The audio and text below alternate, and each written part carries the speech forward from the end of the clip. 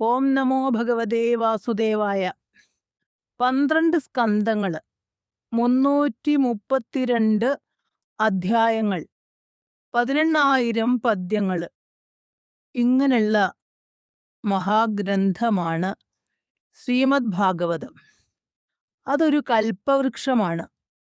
ഭാഗവതത്തെ ആശ്രയിക്കുന്നവര് ധർമ്മം, അർത്ഥം, കാമം, മോക്ഷം എന്നിവയെ ഒരു പ്രയാസവുമില്ലാതെ അനുഭവിച്ച് പരമാനന്ദമുള്ളവരായിട്ട് തീരും എന്നാണ് മഹാന്മാര് അവരുടെ അനുഭവത്തിൽ നിന്ന് തീർച്ചപ്പെടുത്തിയിരിക്കുന്നത്.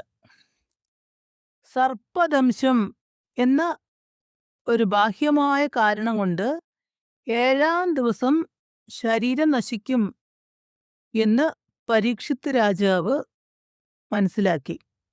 അദ്ദേഹത്തെ അനുഗ്രഹിച്ചിട്ട് അമൃതത്വം നൽകണം എന്ന് വിചാരിച്ചു ശ്രീ ശുക മഹർഷി.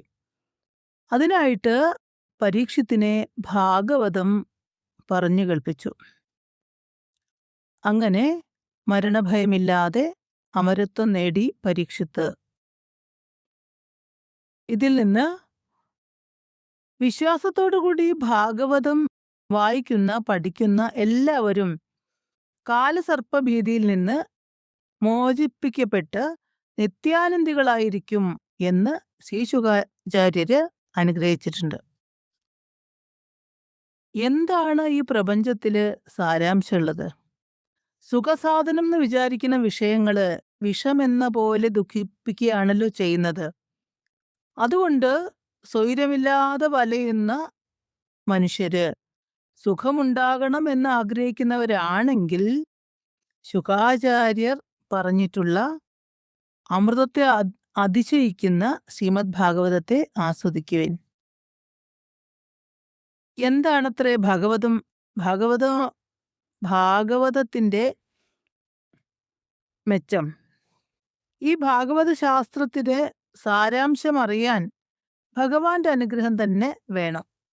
എന്നാലോ പഠിപ്പും ബുദ്ധിശക്തിയും പോരാ, എന്നാലും അത് വേണം താനും. ഭാഗവതം എന്ന കൽപ്പവൃക്ഷത്തിന്റെ തണലിൽ ഇരുന്ന് വിശ്രമിക്കണമെങ്കിൽ പുണ്യം വേണം, പുണ്യപരിഭാഗം വേണം. മനുഷ്യ ശരീരം കിട്ടിയിട്ടുള്ള കുറച്ച് മനുഷ്യന്മാർക്ക് മാത്രമേ ഭാഗവതം കേൾക്കാനും വായിക്കാനും അനുസന്ധാനം ചെയ്യാനൊക്കെ സംഗതി വരുള്ളൂ എന്നാണ് പൂർവാചാര്യന്മാര് പറയണത്. അതിന് സംഗതി വന്നാലോ ആധ്യാത്മികാദികളായിട്ടുള്ള 3 വിധം താപങ്ങളിൽ നിന്ന് അകലാൻ പറ്റും. പരമാനന്ദ സമുദ്രത്തിൽ മുങ്ങിയിട്ട് ജന്മം, ജര, മരണം തുടങ്ങിയിട്ടുള്ളതൊന്നും രണ്ടാമത് ഉണ്ടാകാത്തതായ പരമപദവി അടയാം എന്ന് പറയുന്നു. എന്തൊക്കെയാണ് ഭാഗവതത്തിലുള്ളത്? ശ്രീമദ് ഭാഗവതത്തിലെ 1-ാമത്തെ സ്കന്ധത്തില് മോക്ഷശാസ്ത്ര ശ്രവണത്തിനുള്ള അധികാരി ഭേദം പറയുന്നു. 2-ാമത്തേതില് ശ്രവണം സാധിക്കുന്നതിനാവശ്യമായ സാധനാവിശേഷങ്ങളെ നിരൂപിക്കുന്നു. പ്രകൃതിയുടെ പ്രേരണയ്ക്ക് കീഴടങ്ങിയിട്ട് സാധാരണ പോലെ ജീവിക്കുന്ന അപക്വബുദ്ധികളായിട്ടുള്ള മനുഷ്യന്മാർക്ക് ഭാഗവത ശാസ്ത്രത്തില് ഒരു താല്പര്യവും ഉണ്ടാവില്ല. മനുഷ്യജന്മത്തിന്റെ ശ്രേഷ്ഠതയെക്കുറിച്ച് അവർ ആലോചിക്കുന്നില്ല. സാമാന്യ ബുദ്ധി കൊണ്ട് അറിയാൻ കഴിയാത്ത ഒരു മഹാശക്തിയാണ് ഈ പ്രപഞ്ചം എന്ന യന്ത്രത്തെ നടത്തുന്നത് എന്ന് സ്വന്തം അനുഭവത്തിൽ നിന്ന് ആലോചിക്കാൻ തക്ക ബുദ്ധി സംസ്കാരം ലഭിച്ചവർ കുറച്ചേ ഉണ്ടാവുള്ളൂ. പ്രപഞ്ച ലീല എന്ന് പറയുന്ന നാടകത്തിന്റെ സൂത്രധാരൻ ആയിട്ടുള്ള ആ പരമശക്തി ആരാണെന്ന് അറിയാൻ സംസ്കാര സമ്പന്നന്മാര് എന്ന് പറയുന്ന ആൾക്കാര് ആഗ്രഹിച്ചു തുടങ്ങും. അവര് ശ്രീമദ് ഭാഗവതത്തെ ആശ്രയിക്കുകയും ചെയ്താലാണ് ആ ജിജ്ഞാസുക്കളെ പരമശക്തനായ ഭഗവാൻ തന്നെ പരമലക്ഷ്യത്തിൽ എത്തിക്കും എന്ന് ആദ്യത്തെ 2 സ്കന്ധങ്ങളില് ശ്രീ ശുകാചാര്യൻ പറയുന്നു. 3-ാം സ്കന്ധത്തിലെ വിഷയം സർഗലീലയാണ്. സർഗം എന്ന് പറഞ്ഞാല് സൃഷ്ടി. സൃഷ്ടിക്ക് ആദിയില്ല, എങ്കിലും അന്തമുണ്ട്. സൃഷ്ടിയെ പറ്റി പറയാൻ വേണ്ടി അടുത്തു കഴിഞ്ഞ പ്രളയത്തെ പറ്റി പറയും. ലോകം സകലതും കാരണജലത്തിൽ ലയിച്ചു. എന്നെന്നും നശിക്കാത്ത വിചിത്രമായ സകല ലോകത്തിന്റെ ആദിബീജമായിട്ടുള്ള നിർവിശേഷ ബ്രഹ്മം മാത്രം അവശേഷിച്ചു. വളരെ കാലം അങ്ങനെ ജലമയമായിരിക്കുമ്പോൾ ആ സത്യവസ്തുവിൽ നിന്നും പ്രകൃതി മഹത്വത്വം, അഹങ്കാരതത്വം, പഞ്ചതന്മാത്രകൾ എന്നിങ്ങനെ ലോകനിർമ്മാണത്തിന് ആവശ്യമായ സകല തത്വങ്ങളും ഭഗവാന്റെ നാഭിയിൽ നിന്ന് ഒരു താമരയും അതിൽ നിന്ന് സൃഷ്ടികർത്താവായിട്ടുള്ള ബ്രഹ്മാവും ഉണ്ടായ ക്രമത്തെ ശ്രീശുകദേവൻ പരീക്ഷത്തിന്റെ ചോദ്യത്തിന് ഉത്തരമായിട്ട് ഉപദേശിക്കുന്നു. 2-ാം സ്കന്ധത്തിൽ പറഞ്ഞിട്ടുള്ളതാണ് ഈ സംഗതി. അത് കുറെ കൂടി സ്പഷ്ടമാക്കിയിട്ട് 3-ാം സ്കന്ധത്തിൽ പറയുന്നു. പിന്നെ വിതുര മൈത്രേയ സംവാദമാണ്. അതിനെ തന്നെ വിതുരരോട് മൈത്രേയ മഹർഷി പ്രാകാരാന്തരേണ സ്പഷ്ടമാക്കുന്നു.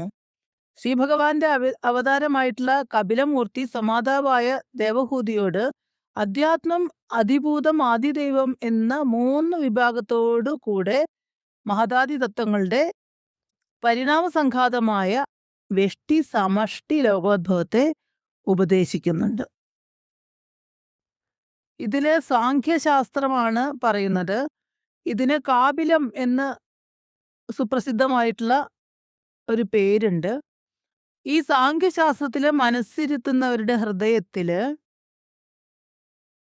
ഹൃദയത്തില് കോടി സൂര്യപ്രഭയെ അതിശയിക്കുന്ന പ്രകാശം, സ്വന്തം ആത്മാവിന്റെ പ്രകാശം അനുഭവപ്പെടും എന്ന് പറയുന്നു. ശ്രീ മഹാഭാഗവതത്തിലെ ഒരു മഹാരത്നമാണ് കാപിലം എന്ന് ശുകമഹർഷി പരീക്ഷത്തിനോട് പറയുന്നു. കുട്ടികളുടെ ബുദ്ധിവിശേഷത്തെയും ഗ്രഹണശക്തിയെയും അനുസരിച്ചിട്ട് താണതരം ക്ലാസ്സുകളിൽ ചേർന്ന് പഠിപ്പിച്ചിട്ട് അവരെ ക്രമത്തിൽ ഉയർത്തിക്കൊണ്ടുവന്ന് വിദ്യാസമ്പന്നരാക്കി തീർക്കുന്ന ആചാര്യന്മാരെ പോലെ പരമാചാര്യനായിട്ടുള്ള ഭഗവാൻ വ്യാസൻ മനുഷ്യവർഗത്തെ അവരവരുടെ അധികാരാനുസരണം ഉപദേശിച്ചിട്ട് ധർമ്മ, അർത്ഥ, കാമ, മോക്ഷം രൂപങ്ങളായിട്ടുള്ള 4 വിധ പുരുഷാർത്ഥങ്ങളെയും സമ്പാദിപ്പിച്ച് സംതൃപ്തരാക്കുവാൻ ഉപകരിക്കുന്ന എല്ലാ മാർഗങ്ങളെയും ഭാഗവതം മുഖാന്തരം വെളിപ്പെടുത്തിയിട്ടുണ്ട് എന്ന് ഭാഗവതം ശ്രദ്ധിച്ചു പഠിക്കുന്നവർക്ക് അറിയാൻ കഴിയും. മനുഷ്യവർഗത്തോട് സാമാന്യ രീതിയിൽ ഭാഗവതം എന്താണ് ഉപദേശിക്കുന്നത്? ഒറ്റ കാര്യമുള്ളൂ. വാസനാപ്രേരണയെ മാത്രം അനുസരിച്ച് ജീവിതയാത്രയെ കഴിച്ചുകൂട്ടുന്ന പക്ഷിമൃഗാദി വർഗത്തെക്കാൾ ഉത്കൃഷ്ടം മനുഷ്യവർഗത്തിനുണ്ടെന്ന് വരണമെങ്കിൽ ശരീരം കൊണ്ടും മാത്രമുള്ള വ്യത്യാസം മതിയായി വരില്ല. അത് പുറമെ കാണാവുന്ന വ്യത്യാസം മാത്രമേ ആവുന്നുള്ളൂ. വാസനകളുടെ ഗുണദോഷങ്ങളെ നിരൂപണം ചെയ്ത് നിയന്ത്രിക്കാനുള്ള ശക്തി രൂപത്തിലുള്ള വിവേകത്തെ വർദ്ധിപ്പിക്കാൻ എല്ലാ മനുഷ്യരും മനസ്സിരുത്തണം. പെട്ടെന്ന് മനസ്സിലുദിക്കുന്ന വാസനയുടെ സ്വരൂപത്തെ പരിശോധിക്കാതെ പ്രവർത്തിക്കുന്ന മനുഷ്യര് വിശേഷബുദ്ധിയെ ഉചിതമായ വിധത്തിൽ ഉപയോഗിക്കാത്തത് കൊണ്ട് അധോഗതി അടയും. അതുകൊണ്ട് അശുഭങ്ങളായ വാസനകളെ വിവേകാശ്രയത്താൽ നിരോധിച്ച് പുരുഷാർത്ഥത്തിന് ഉപയോഗിക്കുന്ന പ്രവൃത്തിയിൽ മാത്രം ഏർപ്പെടണം. ഇങ്ങനെ അഭ്യസിച്ചിട്ട് ഇന്ദ്രിയങ്ങളെ കൊണ്ട് പ്രവർത്തിക്കുന്ന മനസ്സിനെ രണ്ടിനെയും കീഴടക്കണം. അതിനായിട്ട് പുരുഷശക്തി ഉപയോഗിക്കണം. ഇതാണ് മനുഷ്യന് ഉണ്ടായിരിക്കേണ്ട ആദ്യത്തെ നില. ഈ നിലയിൽ എത്തുവാൻ പരിശ്രമിക്കാത്തവരെ ഇവരെ പറ്റിയിട്ട് കരുണയോടുകൂടി പരിതപിക്കുകയാണ് മഹർഷി. മാതാപിതാക്കൾ മക്കളെ എന്ന പോലെ പല രീതിയിൽ ശകാരിച്ച് മേലിൽ അനുഭവിക്കേണ്ട നരകാതി ഭയങ്കര സ്ഥാനങ്ങളെ പറ്റി പറഞ്ഞ് ധരിപ്പിച്ച് സന്മാർഗികളാക്കാൻ പരിശ്രമിക്കുകയാണ്. സഹജമായ ആനന്ദം അനുഭവിച്ചുകൊണ്ടിരിക്കുന്ന മഹാത്മാക്കള് ദുഃഖിതന്മാരെ കണ്ട് പരിതപിക്കുന്നു. അത് അവരുടെ സ്വഭാവമാണ്. ലോകവിഷയങ്ങളില് വൈരാഗ്യം സിദ്ധിച്ചവരാണ് ഭാഗവത പരിശീലനത്തിന് മുഖ്യ അധികാരികൾ എന്ന് കാണിക്കുന്നത് കൊണ്ട് പ്രഥമസ്കന്ധം ഭാഗവതത്തിലെ വൈരാഗ്യ പ്രകരണമാണ് എന്ന് വിചാരിക്കാം. വിഷയവിരക്തിക്കുള്ള കാരണം സ്പഷ്ടാക്കാൻ വേണ്ടിയിട്ട് ശ്രീകൃഷ്ണ ഭഗവാൻ സ്വന്തം ശരീരത്തെ പരിത്യജിച്ച കഥ, അത് കഴിഞ്ഞിട്ട് യദുകുലത്തിന്റെ നാശം, പരീക്ഷിത് മഹാരാജാവിന്റെ പ്രായോപവേശം. അദ്ദേഹം മരണം സ്വയം സ്വീകരിക്കുകയാണ്. അതിനെയാണ് പ്രായോപവേശം എന്ന് പറയാം. ഇതൊക്കെയാണ് പ്രഥമ സ്കന്ധത്തിലെ പ്രാധാന്യത്തോടുകൂടി വിസ്തരിച്ചിരിക്കുന്നത്. അതുകൊണ്ട് വിചാരശീലനായിട്ടുള്ള മനുഷ്യന്മാര് നശ്വരമായിട്ടുള്ള ലോകവാസനയെ പരിത്യജിക്കണം.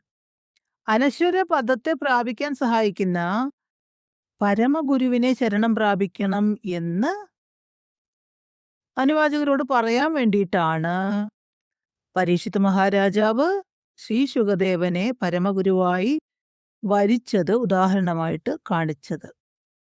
അതുകൊണ്ട് ഉത്തമ മുമുക്ഷുക്കൾ, മുമുക്ഷു പറഞ്ഞാൽ മോക്ഷം മാത്രം ആഗ്രഹിക്കുന്നവര്, അങ്ങനെയുള്ളവരുടെ കർത്തവ്യം എന്താണെന്ന് പ്രഥമ സ്കന്ധത്തിൽ സ്പഷ്ടമാക്കി. രണ്ടാമത്തെ സ്കന്ധത്തിലാകട്ടെ വിഷയങ്ങളൊക്കെ ഉപേക്ഷിച്ചവര്, അതിനുവേണ്ടി ആഗ്രഹിക്കുന്നവര്, അങ്ങനെയുള്ളവരെ ആരെ ആശ്രയിക്കണം എന്നാണ് പറയുന്നത്. ഇക്കാണായിട്ടുള്ള കേൾക്കപ്പെടുന്നതായിട്ടുള്ള എല്ലാ ലോകവും നശ്വരമാണ്, മായികമാണ്. ഭ്രമം കൊണ്ടാണ് സത്യമാണ് എന്ന് തോന്നുന്നത്. രജ്ജുസർപ്പം പോലെ അസത്യമാണ്. സത്യമായ രജ്ജുവിന്റെ സ്വരൂപം അറിയുമ്പോൾ സർപ്പാണെന്നുള്ള ആ ഭ്രമം ഇല്ലാണ്ടാവും. അതുപോലെ സത്യം, ജ്ഞാനം, ആനന്ദം എന്നിവയടങ്ങിയിട്ടുള്ള ബ്രഹ്മമാണ് ലോകത്തിന്റെ അധിഷ്ഠാനം. അതിന്റെ ശക്തിയാണ് പ്രകൃതി. അതിൽ നിന്നാണ് ലോകം ഉണ്ടാവുന്നത്. ഈ കഥ എന്ന് വെച്ചാൽ ഈ മഹദാദി തത്വങ്ങളുടെ ഉൽപ്പത്തി മൂലമാണ് ലോകസൃഷ്ടി എന്നും മറ്റുള്ള ഒരു വിവരണമാണ് രണ്ടാം സ്കന്ധത്തിലുള്ളത്. എല്ലാ ലോകങ്ങളുടെയും സൃഷ്ടിസ്ഥിതി സംഹാരകർത്താവായിട്ടുള്ള ശ്രീനാരായണനെ ആശ്രയിക്കുന്നവർക്ക് ജന്മ ജരാമരണ ദുഃഖം ഉണ്ടാവില്ല. അല്ലെങ്കിൽ അതുണ്ടാവുന്ന സംസാരം ലോകജീവിതമാകുന്ന സമുദ്രത്തെ കടക്കാൻ പറ്റും. ഈശ്വരനിൽ നിന്നുണ്ടായിട്ടുള്ള ഈ ലോകം ഈശ്വരനാകുന്ന കാരണത്തിൽ നിന്ന് വ്യത്യസ്തമല്ല എന്നാണ് ഈ സ്കന്ധം പറയുന്നത്. അതിസൂക്ഷ്മമായിട്ടുള്ള പരമേശ്വരന്റെ സ്വരൂപത്തിൽ സാധാരണക്കാരുടെ ബുദ്ധി കടക്കില്ല. അതുകൊണ്ട് ഈ ലോകമാകുന്ന, സകല ലോകമാകുന്ന ഈ വമ്പിച്ച ലോകത്തെ ഈശ്വര ശരീരം, അതില് സമനിലയിൽ വ്യാപിച്ചിരിക്കുന്ന സമഷ്ടി ചൈതന്യത്തെ ഈശ്വരനായിട്ടും കാണണം. ലോകത്തെ ഈശ്വര സ്വരൂപമായിട്ട് ഉപാസിക്കുമ്പോൾ സ്ഥൂലത്തിൽ വ്യാപിച്ചിരിക്കുന്ന പരമസൂക്ഷ്മ തത്വത്തിന്റെ അനുഭവം കിട്ടും. കാര്യം കാരണത്തിൽ നിന്ന് അന്യമല്ല. ഇത് ബോധിപ്പിക്കുവാൻ ഉദാഹരണങ്ങളോട് കൂടിയിട്ട് ലോകരചനയെ വ്യക്തമാക്കുന്ന രണ്ടാമത്തെ സ്കന്ധം മുമുക്ഷുക്കൾ ആശ്രയിക്കേണ്ടത് ആരെയാണെന്നാണ് ഉപദേശിക്കുന്നത്. ഇങ്ങനെ ഒന്നും രണ്ടും സ്കന്ധങ്ങൾ കൊണ്ട് ഭാഗവതത്തിലെ പ്രതിപാദ്യ വിഷയം സാമാന്യമായിട്ട് സ്പഷ്ടമാക്കി. എന്താണ് പറയുന്നത്? പുല്ലട്ട ആദ്യം പിടിച്ച പുല്ലിന്റെ അല്പഭാഗത്തെ പിൻഭാഗം കൊണ്ട് ആശ്രയിച്ച് അടുത്തുള്ള പുല്ലിനെ മുൻഭാഗം കൊണ്ട് പൂർണ്ണമായി പിടിച്ചിട്ട് അതിനു മുമ്പിരുന്ന സ്ഥാനത്തിന്റെ അപ്പുറത്തേക്ക് കടന്നിട്ട് പുതിയ സ്ഥാനത്തിൽ എത്തുന്നത് പോലെ പ്രപഞ്ചത്തിൽ കുറച്ചായിട്ട്, അല്പമായിട്ട് പ്രപഞ്ചകാരണമായിട്ടുള്ള ഈശ്വരനിൽ അധികമായി മനസ്സിനുറപ്പിക്കണം. പ്രപഞ്ചത്തിൽ കുറച്ച് മനസ്സ് മതി, പ്രപഞ്ചകാരണമായിട്ടുള്ള ഈശ്വരനിൽ അധികം മനസ്സ്. അങ്ങനെ ഉറപ്പിച്ചിട്ട് ആണ് മോക്ഷകാംക്ഷികള് സംസാര സമുദ്രത്തെ കടക്കേണ്ടത്. അതിനുള്ള മാർഗത്തെ ചുരുക്കിയും വിസ്തരിച്ചും കാണിക്കുന്നതാണ് ആദ്യത്തെ രണ്ട് സ്കന്ധങ്ങൾ. മഹാത്മാവായിട്ടുള്ള ഭഗവാൻ വ്യാസൻ മനുഷ്യവർഗത്തിന് ക്രമത്തിൽ ഉയരാനുപകരിക്കുന്ന സന്മാർഗത്തെ, അധോഗതിക്ക് കാരണമായിരിക്കുന്ന ദുർമാർഗത്തെ, ഇങ്ങനെ പ്രവർത്തിക്കാം, ഇങ്ങനെ ജീവിക്കാം എന്ന് ഒരു ഉറപ്പുണ്ടായി വന്നാൽ, എങ്ങനെ ജീവിക്കാമെന്ന്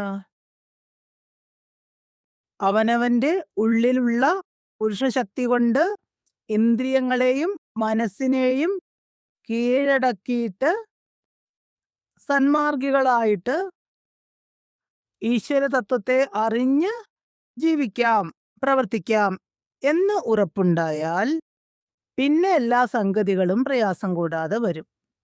ഈ ഒന്നാമത്തെ അവസ്ഥയ്ക്ക് ശുഭേച്ഛ എന്ന് പറയും. ഈ സ്ഥാനത്തെത്തിയവർക്ക് വിഷയസുഖങ്ങളുടെ സാരമില്ലായ്മയെ കാട്ടിക്കൊടുക്കും. വൈരാഗ്യത്തെ സമ്പാദിക്കാനുള്ള വഴികളെ വെളിപ്പെടുത്തി കൊടുക്കും. ഈ ഘട്ടത്തിലാണ് ജീവന്റെ നില, ഈശ്വര സ്വരൂപം എന്നിവയൊക്കെ ഉപദേശിക്കുന്നത്.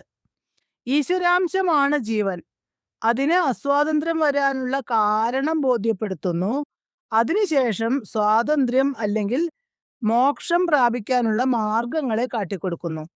ആ മാർഗങ്ങളിലാണ് കർമ്മയോഗം, ഭക്തിയോഗം, ജ്ഞാനയോഗം എന്ന 3 വഴികളെക്കുറിച്ച് സവിശേഷം വിവരിക്കുന്നത്.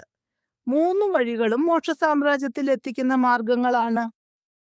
ലക്ഷ്യപ്രാപ്തി രൂപമായ ഫലത്തിലെ വ്യത്യാസം ഒന്നുമുള്ളവയല്ല. എന്നാലോ ഓരോ നിലയിലിരിക്കുന്നവർക്ക് ഓരോന്ന് ഉപകരിക്കും. അതില് ഭക്തിയോഗം ഏത് തരത്തിലുള്ളവർക്കും പറ്റും. ആരംഭം മുതൽ അവസാനം വരെ പടിപ്പടിയായി കയറ്റിയിട്ട് പരമാനന്ദാനുഭവ രൂപമായ മോക്ഷത്തെ എല്ലാവർക്കും നൽകുന്ന സുഗമമായ സുലഭമായ വഴിയാണെന്ന് ഭാഗവതം നിഷ്കർഷിച്ച് പറയുന്നുണ്ട്. ഭക്തിരേവഗരീയസി, ഭക്തി തന്നെയാണ് സർവോത്തമമായ മാർഗമെന്ന് ഭാഗവതം ഉറപ്പിക്കുന്നു. ഈശ്വര സാക്ഷാത്കാര രൂപമായിട്ടുള്ള ആനന്ദാനുഭവത്തിന് മനുഷ്യരൊക്കെ ഒരുപോലെ അധികാരികളാണ് എന്ന് കാട്ടിക്കൊടുത്ത് എല്ലാവരെയും ആശ്വസിപ്പിക്കുകയാണ് ഭാഗവതം. ഈ കാരണം കൊണ്ട് ഓരോരുത്തർക്കും ഇപ്പൊ കിട്ടിയിരിക്കുന്ന പദവിയിൽ നിന്ന് ഉയരണം എന്ന് ആഗ്രഹിക്കുന്ന ആളുകള്, പ്രപഞ്ച ജീവിതം എങ്ങനെ നോക്കിയാലും ദുഃഖമയമാണ്, ഇതിൽ നിന്ന് തീരെ വിടണം എന്ന് ആഗ്രഹമുള്ള, വിഷയവൈരാഗ്യത്തിന്റെ ഫലമായ മോക്ഷേച്ഛയുള്ള മുമുക്ഷുക്കള് ഭാഗവതത്തിന്റെ ഉള്ളിലിരിക്കുന്ന ശ്രീകൃഷ്ണമൂർത്തിയെ സർവാത്മന സമാശ്രയിക്കേണ്ടതാണ് എന്ന് ഭാഗവതം പറയുന്നു.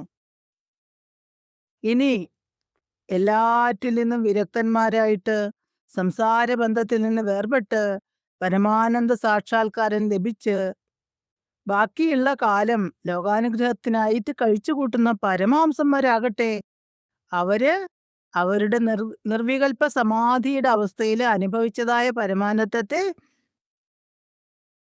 ബാക്കിയുള്ള സമയത്തും അനുഭവിപ്പിക്കാൻ ഉപകരിക്കുന്ന ഭാഗവതത്തെ ആദരിക്കുകയാണ്.